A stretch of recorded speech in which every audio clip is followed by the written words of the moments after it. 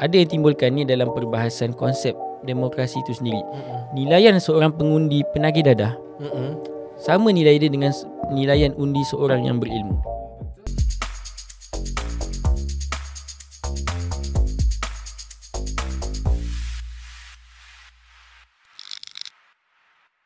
A'udzubillahi minasyaitonirrajim. Bismillahirrahmanirrahim. Assalamualaikum warahmatullahi taala wabarakatuh. Nampak lain sikit tapi kita mulakan podcast kita hari ini macam biasa, YM Podcast. Kalau sebelum ni kita dah ada 19 episod, kita hari ni episod ke 20. InsyaAllah. Tajuk kita agak panas juga hari ni. Dia punya bahang-bahang dah terasa, iaitu bahang PRN. PRN negeri Selangor. Ada beberapa negeri. Negeri apa Negeri Selangor, negeri Kedah, apa lagi? 6. Ada 6 negeri. Ada 6 negeri, insyaAllah. Pening. Tertanya-tanyakan siapa kat sebelah saya ni, saya akan serahkan untuk memperkenalkan dia dulu, insyaAllah. Okay, bismillahirrahmanirrahim. Assalamualaikum warahmatullahi taala wabarakatuh. Nama saya Muhammad Firdaus bin Zalani. Umur tahun ni berapa? Terkira. Tahun 89. Tahun 89. 89. Saya 95. 34. 34. 34. Lebih kurang. Lebih kurang. Lebih kurang bekerja sebagai pengarah Pusat Kajian Pemikiran dan Peradaban Ummah. Pemikir. Tinggal di Cyberjaya. Ulang-alik lah, saya berjaya ke Bangi kan. Setiap hari lebih kurang 30 minit. Dia mikir di Bangi? Dia mikir di Bangi.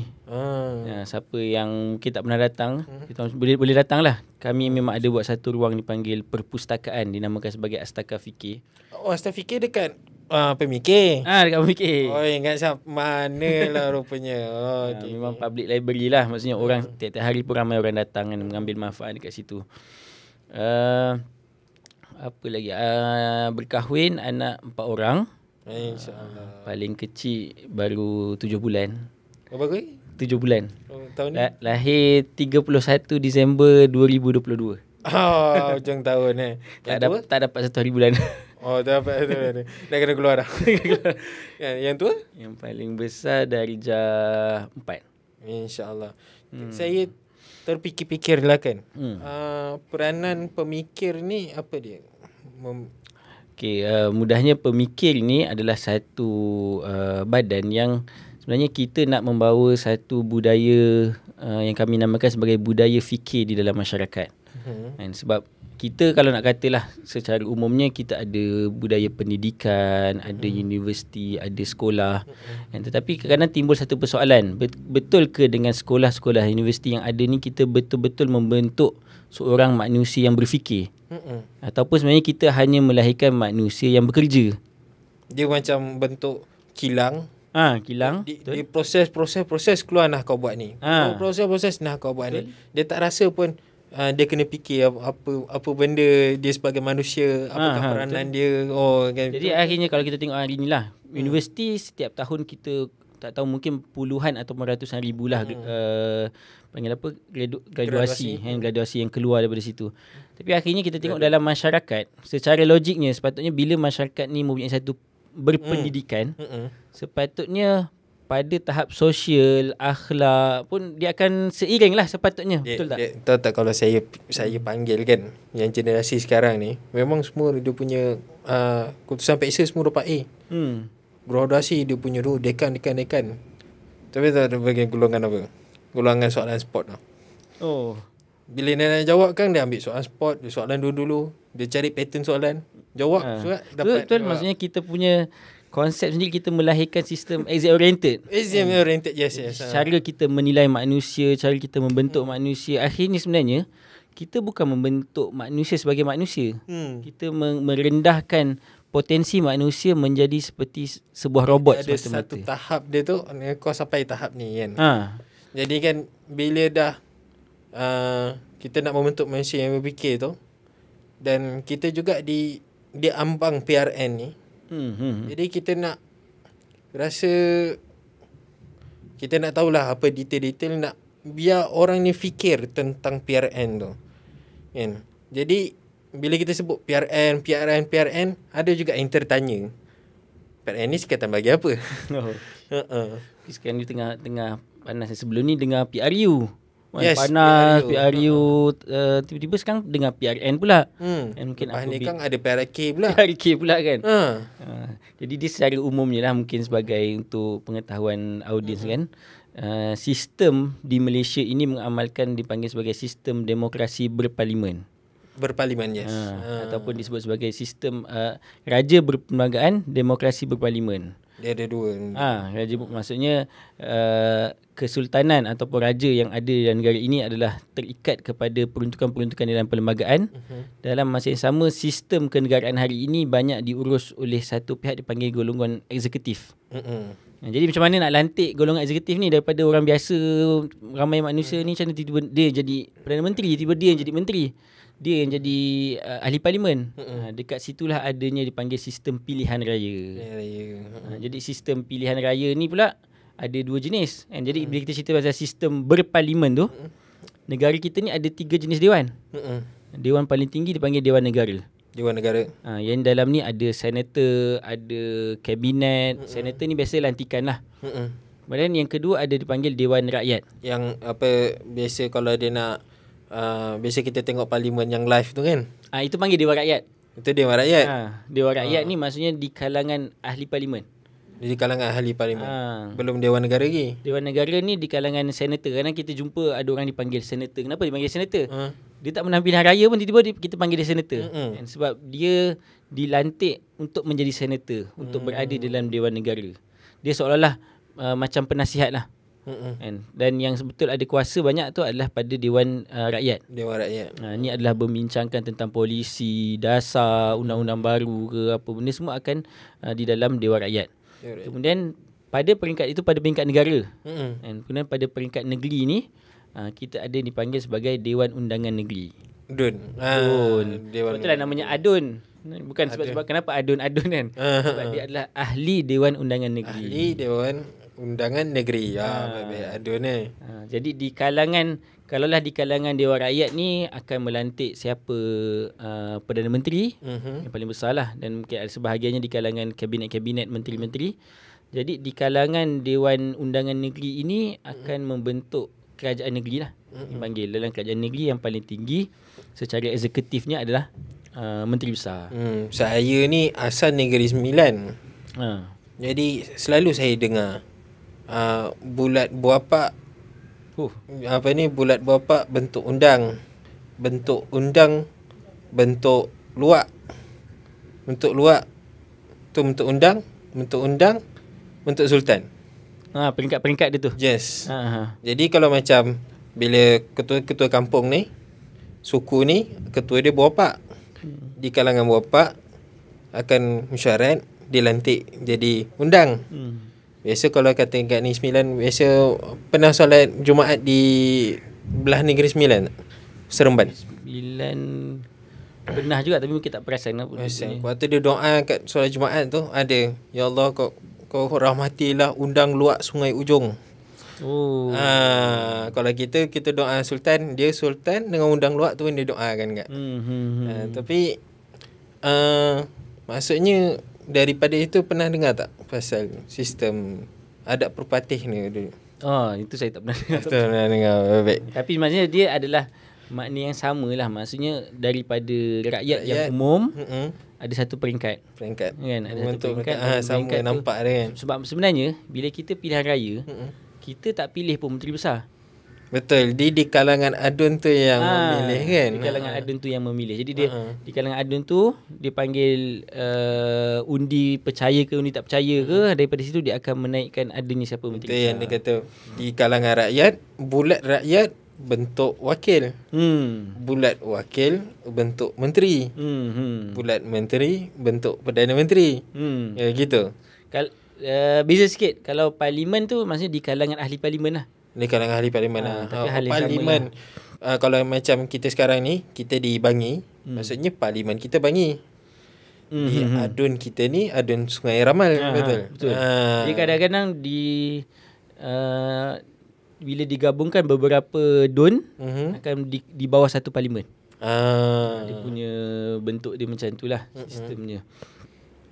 Dan itulah maksudnya bila dalam sistem kita tu di kalangan adun tu akhirnya akan membentuk menteri besar. Jadi bila kita rakyat ni memilih wakil kita, jadi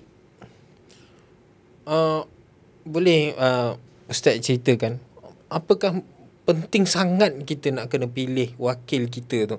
Contoh macam dah ada 60% pergi memilih. Biarlah dia orang pilih. Yang 40% kita ni sibuk kerja. Pengguna tak apalah, biar dia orang pilih. Tapi macam mana apa nak bagi tahu kepentingan dia orang memilih ketua dia orang tu. Okey. Bagi saya kalau selalu orang akan bahas persoalan ni pada sudut kepentingan negara dan melantik pemimpin yang baik apa semua tu kan. Tapi bagi saya sebenarnya perspektif tanggungjawab kita dalam sama ada memilih pemimpin lah, sama ada melalui medium mengundi ke, medium melantik ke apa-apa medium pun, sebenarnya dia akan kembali pada satu hakikat tanggungjawab kita sebagai manusia yang Allah ciptakan, yang sebenarnya tanggungjawab kita sebagai seorang manusia ni hidup di atas muka bumi ni bukan sekadar hidup. Maksudnya bukan sekadar nak selesai makan, minum, selesai berkeluarga, selesai beranak pinak, selesai macam tu lepas tu mati, tak. Tapi sebenarnya kehidupan kita ni ada tujuan yang besar. Iaitulah makna khalifah. Jadi sebenarnya bila kita faham kita ni mempunyai satu tanggungjawab yang besar sebagai seorang khalifah nak memakmurkan alam ini, maka sebenarnya kita ada satu tanggungjawab untuk mendapat kuasa. Kalau tak ada kuasa tak dapatlah nak buat. Betul. Kalau lah kita tak dapat kuasa, kita tak bolehlah nak memakmurkan sini. Kuasa kita akan sangat terhad lah. Jadi sebenarnya bila kita melantik seorang pemimpin, dia perlu bermula daripada kesedaran yang paling dalam, iaitu kesedaran tentang sebab wujud kita untuk menjadi seorang khalifah. Jadi bila mana kita rasa kita ni adalah seorang khalifah, kita ni adalah sebagai seorang khalifah di atas muka bumi ini, maka di situ kita ada rasa tanggungjawab. Kita perlu melantik pemimpin yang betul-betul boleh melaksanakan tugasannya sebagai seorang khalifah. Tapi bila cerita pasal tanggungjawab kan, tanggungjawab tu terasa beratnya tanggungjawab tu. Tapi kalau macam negara kita, berapa umur awal mengundi? Sekarang 18 kan? Sekarang 18. Rasa macam dah 18 tahun dah diberikan tanggungjawab yang besar tu, rasa apakah rasa Ustaz? Dia relevan ke tak? Kalau pandangan saya secara peribadi, saya lihat sebenarnya satu dalam dia tidak boleh dilihat pada individu itu semata-mata dan isu umur itu semata-mata. Tetapi perlu dilihat dalam konteks yang menyeluruh, yang lebih luas. Sebab contoh kita kata tentang isu 18 tahun, sedangkan dalam Islam sendiri, bila seorang itu mencapai umur baligh, dan ketika itu dia dah mempunyai satu tanggungjawab. Dan baligh ini betul lah selewat-lewatnya ada ulama berpandangan 18, ada yang berpandangan 15. Tapi maksudnya bila sampai satu umur yang mula dia dipertanggungjawabkan terhadap dosa dia, terhadap pahala dia, maksudnya dekat situ dia ada satu tanggungjawab yang perlu dia pikul.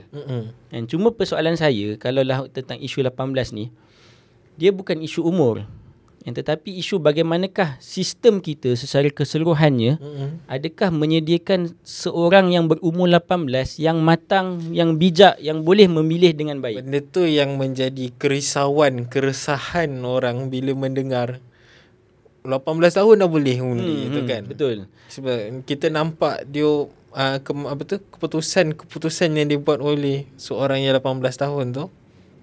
Tapi tak semualah yang benda tu. Hanya segelintir je yang nampak sampai ke tahap kematangan tu. Betul. Dia bukan masalah pada, kita nak kata, pada warga negara tersebut yang umur 18 tu.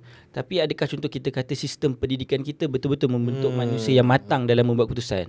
Adakah sistem sosial kita, kemasyarakatan kita, keluarga kita akhirnya membentuk masyarakat yang betul-betul matang dalam memilih? Jadi tanggungjawab kita sebagai yang berumur ni. Jadi tambahlah Encik Ustaz daripada pemikir kan, untuk membuatkan mereka berfikir secara matang benda tu kan. Nak terapkan kat dia orang Betul. Itu sebenarnya benda yang sangat penting. Dia sebenarnya bagi saya sepatutnya bila pilihan raya bukan sekadar kempen turun mengundi semua kena pergi mengundi, tak. Itu satu sudut betul lah, tapi akhirnya yang lebih penting adalah kita mendidik dia untuk membuat keputusan dengan tepat. Untuk membuat keputusan berdasarkan kepada pemikiran yang tepat, berdasarkan kepada ilmu yang tepat. Jadi benda itu sebenarnya yang akan memandu pemimpin bagaimana yang dia akan pilih. Betul. Benda tu sangat berkait. Sebagai contoh, saya bagi contoh. Kalau tengok Nabi pun, kan Usamah bin Zaid. Dihantar menjadi general perang. Ketika Nabi sebelum dia wafat tu, umur dia ketika itu tak silap 16 tahun. Dia muda. Dia maksudnya Nabi mampu membentuk satu golongan remaja ataupun pemuda yang betul-betul matang. General ni bukan buat keputusan siapa nak undi ke tak kan. General ni adalah pemimpin kepada satu gerombolan tu. Dia dah jadi pemimpin tu. Bukan dia memilih, dia pemimpin. Sedangkan saya pun nama Fatih kan. Muhammad Al-Fatih Konstantin umur 21. Jadi dia bentuk mula-mula daripada umur 17 dah mula naik tahta kan. Menggantikan dia, ayah dia Sultan Murad II kan. Betul. Jadi tapi diterapkan Al-Fatih tu kan nama dia gelaran kan. Tapi dipanggil Al-Fatih tu daripada kecil. Dibentuk. Itulah macam dikatakan sistem kekeluargaan dia pun, ibu dia buai menghadap kepada Konstantinopel. Setiap hari buaikan anak tu menghadap pada Konstantinopel untuk membentuk pemikiran kan. Maksudnya kita tak pelik bila orang yang umur 20 mempunyai satu kematangan yang sangat tinggi, yang sangat besar, mempunyai visi yang sangat besar. Jadi sebenarnya bila kita kata sistem kita, dia sebenarnya satu sistem yang sangat berkait antara satu sama lain. Politik, perundangan, ekonomi, sosial, pendidikan, semua ni adalah satu sistem. Yang akhirnya daripada sistem itulah yang membentuk masyarakat yang ada pada hari ini. Yang kadang-kadang kita salahkan, yang kita sebut remaja hari ini bermasalah, pemuda hari ini bermasalah, belia hari ini bermasalah. Sebenarnya yang membentuk dia orang bukan dia orang sendiri, adalah orang golongan yang sebelum-sebelum orang kan? sebelum ni lah yang akhirnya telah membentuk dia. Sistem itu yang membentuk dia. Nak cerita pasal besok kalau borak kan, dia kata budak zaman sekarang. Betul. Dia kata tak macam kita dulu. Kan. Padahal sekarang ni yang nyebut tu, saya ni umur 28. Cerita pasal budak yang tahun 2000 ke atas yang kita 1990 ni. Betul. Benda tu dah disebut daripada zaman dulu-dulu lagi. Zaman Rom, zaman Nabi. Sudah sebut Gen Y, Gen Z, Gen Alpha, semua-semua tu kan. Dia orang tiap-tiap zaman tu kan, budak zaman sekarang ni. Bila naik sikit zaman, budak zaman sekarang ni. Tapi sebenarnya dia orang tak tahu tanggungjawab untuk membentuk kematangan dia orang tu adalah yang kepada yang tua. Pada kita, betul. Pada kita kan, yang tua. Untuk menerakkan dia orang supaya dia orang boleh sampai satu tahap kematangan yang boleh membuat keputusan yang betul kan. Sebab kalau kita tengok sebagai contoh, tengok daripada zaman Nabi naik kepada zaman Khalifah, naik kepada Umayyah, naik kepada Abbasiyah, perkembangan generasi yang dibentuk tu semakin hebat. Kan? Daripada satu generasi sahabat yang betul hebat lah, kefahaman apa semua, akhirnya dia boleh membentuk satu lain ulama yang faham, akhirnya dia boleh membentuk satu golongan saintis yang semakin hebat, boleh bangunkan ilmu apa semua. Maksudnya kalaulah sistem yang sedia ada ini betul dan pembentukan generasi itu betul, dia memang akan membangunkan generasi-generasi yang seterusnya.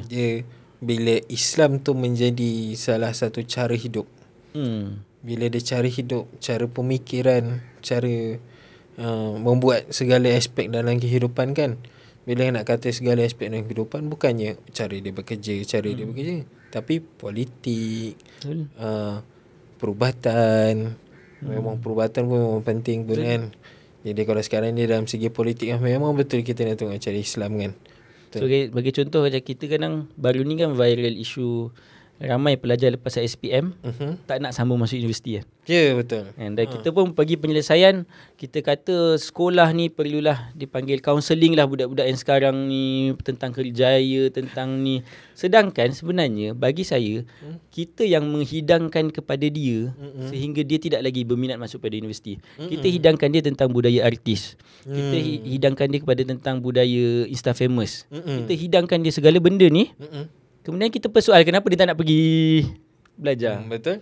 Maksudnya kita sendiri yang mencipta generasi. Membentuk cara pemikiran dia tu. Betul. Kita yang menghidangkan, lepas tu kenapa dia jadi macam ni? Padahal dia sendiri yang buat kan. Itu saya pernah dengar seorang ustaz ni cakap kan. Dia kata, kita nak bentuk anak kita baik.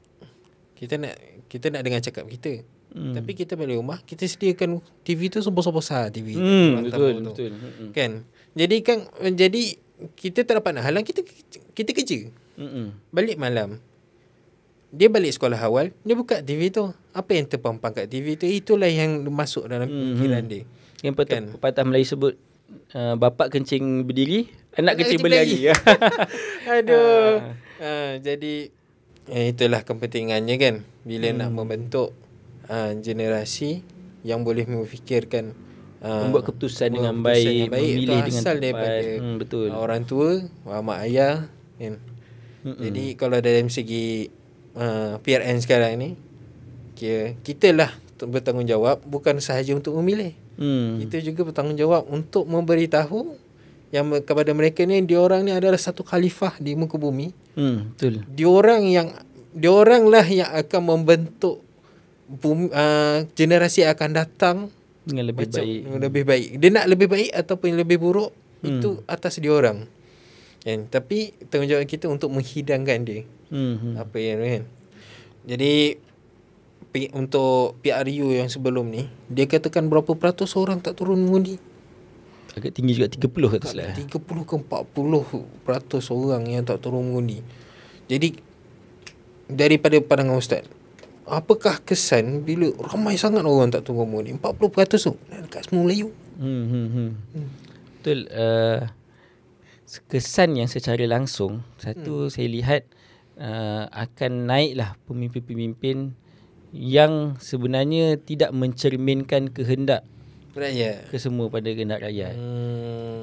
Tapi itulah, nak kata macam tu pun, dia sebenarnya berkait juga dengan kenapa rakyat, bagi pandangan saya kalau saya melihat perspektif kenapa rakyat tidak turun mengundi. Satu, kerana dia tidak lagi melihat apakah manfaat daripada dia turun mengundi tersebut. Satu. Yang kedua, dia tidak nampak alternatif yang benar-benar memberi manfaat kepada dia. Bila dia nampak pemilihan pemimpin tu tak memberikan manfaat pada dia, dia rasa macam ini satu semua permainan. Wayang lah. Wayang. Dia kata kedua-dua ini adalah dinosaur yang bergaduh. Biasanya orang sebut tentang dinosaur yang bergaduh, yang lama kan, isu lama. Tapi akhirnya rakyat hanya diberi pilihan antara dua ini. Jadi sebenarnya tu kesan bila tidak mengundi lah. Tapi dekat situ sebenarnya ada satu tanggungjawab sebagai rakyat, perlu keluar dan perlu suarakan perkara inilah. Maksudnya perlu mengangkat. Tapi susah jugalah sebab ni sebenarnya berkait dengan sistem demokrasi yang sedia ada kan. Maksudnya kalaulah kita tak setuju dengan apa yang ada, kita tak ada satu alternatif bagaimana pemimpin yang kita akan lantik itulah. Dan kadang-kadang sebab nilaian undi itu sendiri, sebab ada yang timbulkan ni dalam perbahasan konsep demokrasi itu sendiri. Nilaian seorang pengundi penagih dadah sama nilai dia dengan nilaian undi seorang yang berilmu. Betul. Bila hanya benda tu dikira dengan tik pangkah-pangkah tik batalan dengan pangkah-pangkah yang ada kan. Maksudnya benda tu pun dia kena dilihat secara menyeluruh lah. Dia kat situ yang akhirnya menyebabkan masyarakat tidak turun mengundi. Saya tidak melihat kita nak menyalahkan masyarakat. Kenapa masyarakat tak turun 30-40 nanti akhirnya itu satu sudut. Tapi satu sudut yang lain, apakah makna kenegaraan, kepimpinan yang kita hidangkan kepada masyarakat.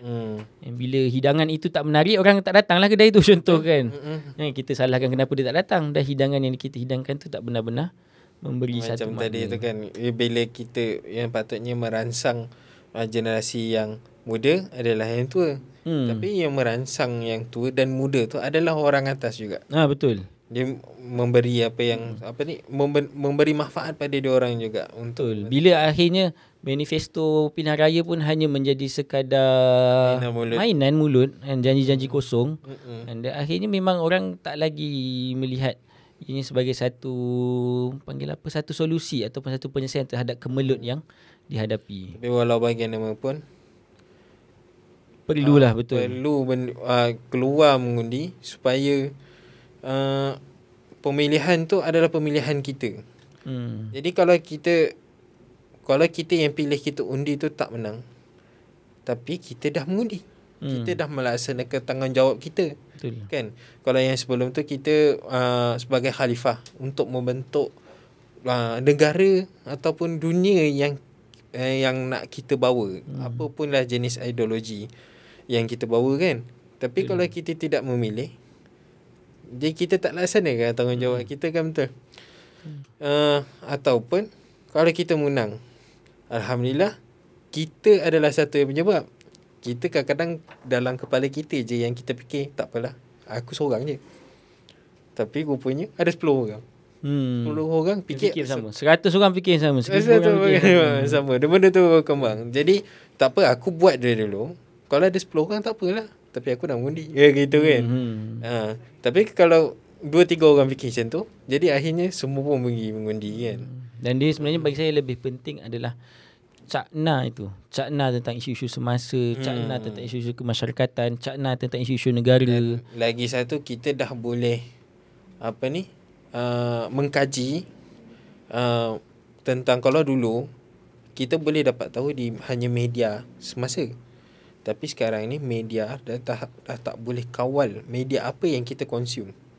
Sebab kita yang memilih apa yang kita nak tengok sekarang ni. YouTube, Facebook, TikTok. Diorang semua, ahli politik pun semua kan, di mana-mana pihak menggunakan platform-platform tu untuk mempengaruhi untuk nak menarik ngundi kan. Jadi kita boleh tengok di pihak lawan macam mana, ataupun pihak kita macam mana. Kita boleh kaji sendiri. Kan. Jadi kalau yang berasa pentingnya tanggungjawab kita sebagai khalifah, pergi di platform-platform tersebut, kaji yang mana, istikharah. Mudahnya jadilah pengundi yang berfikirlah. Pengundi yang berfikir. Bukannya kita ni, orang ni boleh ni. Tak apalah, orang ni lah. Jangan apa-apa panggil, sekap jarang.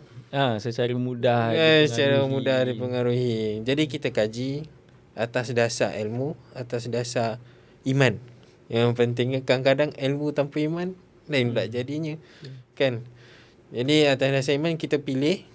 Bila kita dah pilih, kalah, alhamdulillah kita dah mengundi apa yang kita nak. Tapi kalau kita pilih untuk menang, alhamdulillah kita juga penyebab kita apa yang kita nak tu menang. Jadi insya-Allah saya pun tak ingat apa tarikh 12 Ogos. 12 Ogos. Lagi seminggu, lagi 2 minggu. Tempoh seminggu lebih lah. Seminggu lebih daripada 2 rakaman kami ni lah. InsyaAllah akan keluar sehari sebelum mengundi. Jadi ada kata-kata terakhir untuk bagi saya itulah, maksudnya sebenarnya yang lebih penting adalah dalam kita memilih dan mengundi ni adalah pilih berdasarkan ilmu. Maksudnya antara perkara yang membawa kepada permasalahan, and kita kata datang sosialis lah, datang zaman Nazi lah, bila mana pengaruh emosi itu sangat kuat. Jadi penilaian memilih pemimpin tu adalah dipengaruhi oleh emosi yang sangat kuat. Bukan lagi berdasarkan kepada ilmu, kajian. Betul, dia berdasarkan idea, bukannya berdasarkan ilmu dia. Betul. Bukan ilmu kan. Akhirnya benda tu dia akan terlantiklah politik-politik yang memanipulasi. Dan akhirnya politik pun dia akan jadi, sebab apa kita kadang kritik kenapa politik ni duk main hentam orang, kutuk orang, sebab masyarakat suka benda tu. Betul dia. Masyarakat tu dididik dengan budaya macam tu di dalam memilih. Dia boleh dimanipulasi berdasarkan emosi dia mereka kan. Betul. Jadi bila dia kalau kita macam marketing jual barang lah kan. Apa yang orang nak itu ialah yang kita cuba tarik dia orang. Tapi kalau kata masyarakat tu adalah masyarakat yang berfikir ilmuwan, akan dihidangkan dengan fakta. Apa perlu yang dia buat masa mudah dia, pemimpin yang buruk lahir daripada masyarakat yang buruk lah. Pemimpin yang bijak ni dia lahir daripada masyarakat. Kalau dengan cerminan lah antara dua tu kan. Satu yang hadis Nabi Muhammad tu, siapa yang buka kota Kota Konstantin. Dia adalah ketua, bukan sangat ketua yang baik kan. Tentera pun akan baik jadi cerminan dulu tu. Cerminan. Sebab ni yang membentuk orang atas tu adalah daripada bawah sekali. Dan yang merangsang orang bawah tu adalah orang yang atas. Dia masing-masing ada peranan masing-masing kan, insya-Allah. Baik, saya terima kasih banyak atas perkongsian. Kita borak-borak je lah kan. Buah-buah fikiran kita tu kan. Jadi insya-Allah daripada hasil bualan kita tadi, pentingnya peranan kita sebagai yang tua, sebagai ibu bapa untuk memujuk, merangsang jiwa-jiwa anak muda. Sebab dia orang ramai tau, 18 tahun kan. Yang tu kadang-kadang dah tak larat dah. Dia orang akan pilih atas pemikiran yang dah konkret. Dia orang dah memang daripada dulu dia fikir gitu. Tapi anak muda ni lah yang kita nak ajak. Dia orang boleh, kalau kita beri idea yang sebenarnya tak adalah baru, tapi lain daripada yang sekarang mainstream, dapat membentuk, kalau boleh kita nak bentuk khilafah yang tersusun, yang lebih baik lah, insya-Allah. Akhir kata,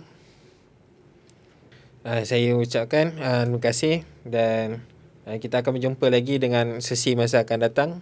Kita akan jemput orang yang hebat-hebat untuk membincangkan, kalau kita sekarang ni berbincangkan tentang bahang PRN sebab kita dekat dengan PRN, tapi ada lagi tajuk-tajuk yang menarik. Nantikan episod-episod yang masa akan datang, insya-Allah. Assalamualaikum warahmatullahi taala wabarakatuh. Okay, Assalamualaikum. Jadi hari ini kita ada sedikit sesi permainan, ataupun kita ada game sikit. Game ni bernama apakah ayat itu, ataupun apakah perkataan itu. Okay, bergantung kepada depends pada kita punya perbincangan hari ni ialah berkaitan dengan PRN. Jadi perkataan-perkataan yang akan dikeluarkan adalah perkataan yang berkaitan lah dengan tema mengundi, tema ni lah PRN ni kan. Dia macam mana ni? Dia kalau saya tak dapat tu buat saya pass ke macam mana? Tak. Kita nak tengok kepantasan antara host dan juga panel kita hari ni. Tapi siapa nak jawab kena petik jari dekat mic. Bunyi tak? Kita tengok sikit. Dua-dua kuat. Okay. Alright. Jadi kita ada 4 sahaja perkataannya. Okay. Susah juga ni. Dalam masa yang dalam masa 5 saat. Okay. Anda boleh lihat perkataan ini dan cuba teka apakah perkataan itu. Tapi sebelum nak teka tu, petik jari dulu kat mic. Okay. Alright. Ready? Ini dia soalan yang pertama. Okay. Host kita. Penamaan calon. Betul. Apa itu penamaan calon? Apa itu penamaan calon? Macam mana sistem dia? Apa ni, dia sebelum kempen, dia ada 2 minggu sebelum kempen, dia ada penamaan calon dulu kan. Dia ada limit ke dalam satu negeri tu? Tak pasti. Dia penamaan calon ni lebih kepada nak pengisytiharan lah kan, calon. Dan biasanya dia sama ada boleh jadi mewakili parti ataupun dia menjadi calon bebas. Okey, perkataan kita yang kedua ialah 5 saat dari sekarang. Mengundi. Okey dia? Mengundi. Betul. Pengundi. Siapakah itu pengundi? Jadi kalau daripada perbincangan kita tadi, bermula daripada umur 18 tahun kan. Satu warga negara Malaysia lah. Pertama warga negara. Satu lagi dia berkait dengan alamat dia kan, kawasan dia lah. Okey, seterusnya yang ketiga ialah ini. Apakah perkataan ini?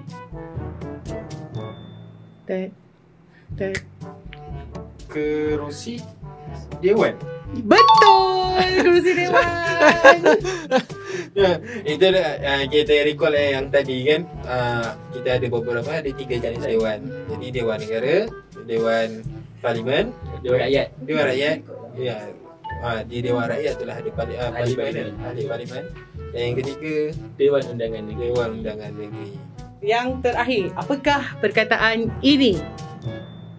5 saat dari sekarang.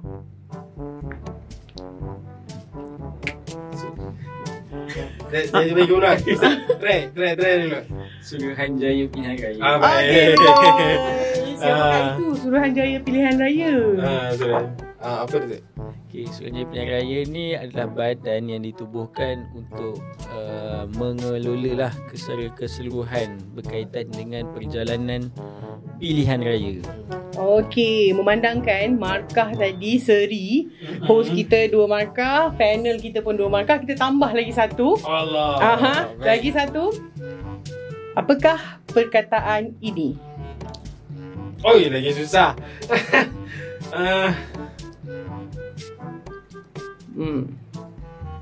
Perlukan clue ke? Okey. Baik. Hit. Tambah satu. Tambah 1 huruf. Tambah satu. Kan kita bagi clue kata-kata je kot. Okey. Perkataan ini perlambangan dia melalui bendera. Parti. Betul. Allah.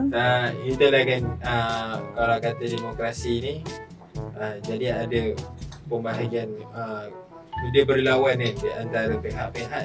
Dia sebenarnya parti ni bukan wajib. Sebab tu boleh ada calon bebas. Oh, jadi kalau kata cuma parti ni adalah sekelompok ni lah yang bersepakat dan menubuhkan secara ROS tak silap sebagai sebuah parti apa semua. Dekat situ lah dia akan mula calon ke apa. Tapi calon itu mesti berparti, bukan syarat. Okay, jadi untuk permainan kita hari ni, teka perkataan itu dibenangi oleh host kita, Cik Fatih. Okay. Terima kasih kepada host dan juga panel kita hari ni kerana join game kita. Okay, bye.